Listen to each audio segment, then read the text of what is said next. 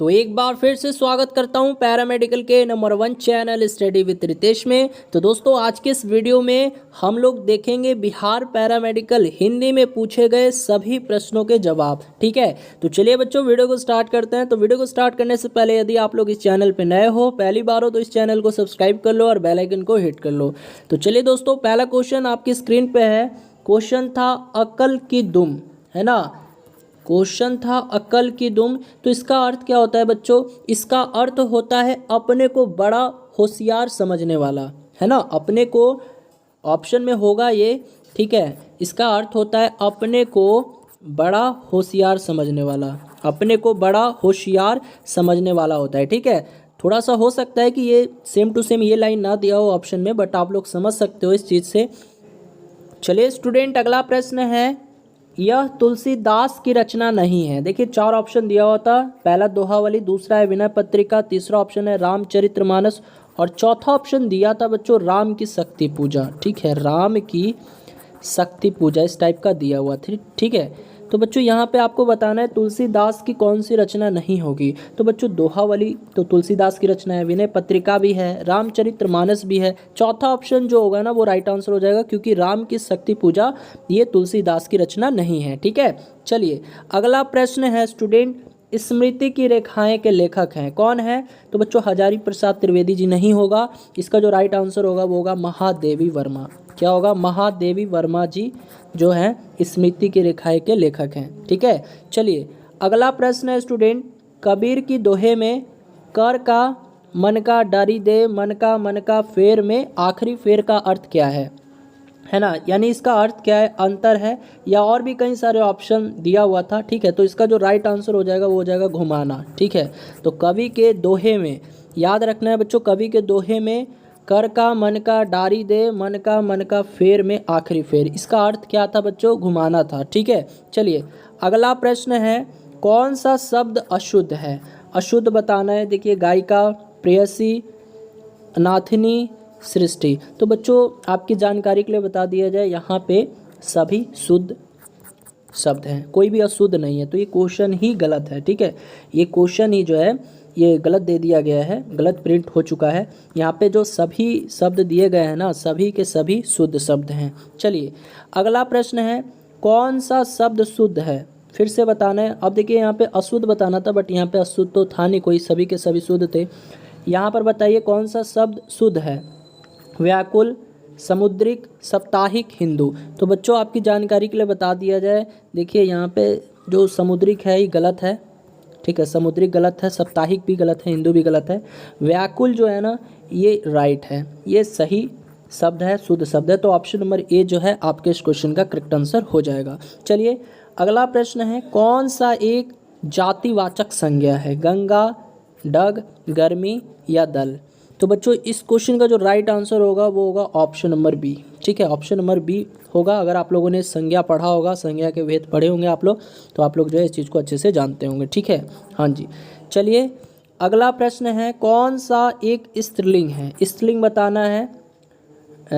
दंदल है, डंक है, अकड़ है, ओढ़ है, जल्दी से बताइएगा। देखिए स्टूडेंट इस क्वेश्चन का जो राइट आंसर होगा वो क्या होगा? अकड़, यानी ऑप्शन नंबर सी जो है इस क्वेश्चन का राइट आंसर हो जाएगा। ठीक है, हाँ जी। अब देखिए स्टूडेंट यहाँ पे देखिए मैं बताना चाहता हूँ आपको कौन सा एक जातिवाचक संख्या है। डग है, अभी मैं बताया। तो डग का मतलब क्या होता है? कान भी होता है, ध्यान दीजिएगा, कान होता है। ठीक है, तो अब तक तो समझ गए होंगे आप लोग। ठीक है, हाँ जी। चलिए अगला प्रश्न है, हमें शब्द में कौन सा कारक है? तो कर्ता, कर्म या फिर संबंध या अपादान? यहाँ पे जो है राइट आंसर क्या हो जाएगा आपका? ऑप्शन नंबर बी हो जाएगा, यानी कर्म हो जाएगा। अब आप में से काफ़ी बच्चे पूछेंगे कि सर कैसे होगा? तो देखो ये हमें जो है ना, इसको हम लोग हमको भी लिख सकते हैं। जैसे मान के चलिए हमें चाय पीना है, हमें चाय पीना है, या फिर ऐसे भी तो बोल सकते हैं ना, हमको चाय पीना है, हमको चाय पीना है। तो आप ही बताइए को जो है ये किस में आता है? कर्ता ने, कर्म को, समझ में आ रहा है ना। तो यहाँ पे जो है हमें शब्द में कौन सा कारक है? तो ये आपका कर्म हो जाएगा, यानी ऑप्शन नंबर बी जो है इस क्वेश्चन का प्यारा सा आंसर हो जाएगा। ठीक है, चलिए बढ़ते हैं अगले क्वेश्चन की तरफ।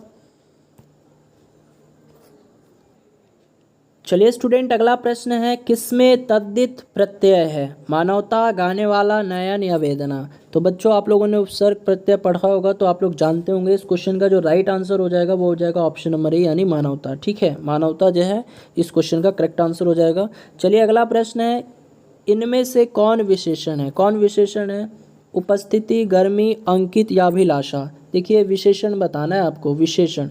हाँ जी, तो बच्चों यहाँ पे जो राइट आंसर हो जाएगा इस क्वेश्चन का वो हो जाएगा ऑप्शन नंबर सी यानी अंकित जो है ये विशेषण है। ठीक है, चलिए अगला प्रश्न है किस शब्द में अवयवी भाव समास है? देखिए समास से प्रश्न पूछ लिया गया है, बताइए। हथकड़ी, नीलगाय, पराधीन या आजन्म? जल्दी से बताइएगा। यहाँ पे अवयवी भाव समास बताना है। तो वेरी गुड स्टूडेंट, देखिए इसका आंसर क्या होगा? ऑप्शन नंबर डी होगा यानी आज जन्म होगा। ठीक है, ये मैं कई बार बता चुका हूँ आप लोग को। चलिए अब यहाँ पे अगला प्रश्न है यह अनुपम का पर्यायवाची नहीं है। अनुपम का पर्यायवाची कौन सा नहीं होगा? देखिए तस्कर दिया हुआ है, अनूठा दिया हुआ है, अपूर्व, अतुल, 4 ऑप्शन दिए गए हैं आपको। ठीक है, हाँ जी, तो यहाँ जो ऑप्शन नंबर ए है तस्कर, ये जो है राइट आंसर हो जाएगा यानी ये अनुपम का पर्यायवाची शब्द नहीं है। ठीक है, अगला प्रश्न है अपेक्षा शब्द का यह अर्थ नहीं है। अपेक्षा शब्द का यह अर्थ नहीं है। आशा, आवश्यकता, इच्छा, नतीजा? तो देखिए बच्चों यहाँ पे अपेक्षा शब्द जो है इसका आशा भी अर्थ हो सकता है, आवश्यकता भी हो सकता है, इच्छा भी हो सकता है, बट नतीजा नहीं हो सकता। ठीक है, तो अपेक्षा शब्द का कौन सा अर्थ सही नहीं है? नतीजा, यानी ऑप्शन नंबर डी जो है आपके इस क्वेश्चन का करेक्ट आंसर हो जाएगा। चलिए अगला प्रश्न है और लास्ट क्वेश्चन है स्टूडेंट, उन्नति शब्द का विपरार्थक शब्द बताइए। विगत, अस्त, अवनति, अवति? जल्दी से बताइए उन्नति का, तो ये आप लोग जानते होंगे स्टूडेंट। हाँ जी बिल्कुल फास्ट। तो देखिए इसका राइट आंसर क्या होगा? ये अवनति होगा यानी ऑप्शन नंबर सी अगर आप लोग दिए होंगे तो आप लोग का आंसर सही है। तो स्टूडेंट आप लोग बताइएगा ये जितने भी क्वेश्चंस अभी मैंने आप लोगों को करवाया ये सब के सब क्वेश्चंस थे कि नहीं थे? सभी क्वेश्चन रियल है ना? तो एक बार वीडियो के कमेंट सेक्शन में ज़रूर बोलिएगा। और स्टूडेंट आपके इन 15 क्वेश्चन में कितने क्वेश्चन सही हुए हैं आप लोग वो भी वीडियो के कमेंट सेक्शन में बताइएगा। तो चलिए मिलते हैं अगली वीडियो में। अगर वीडियो पसंद आए तो इस वीडियो को लाइक कर देना और चैनल पर नए तो इस चैनल को भी सब्सक्राइब कर लेना।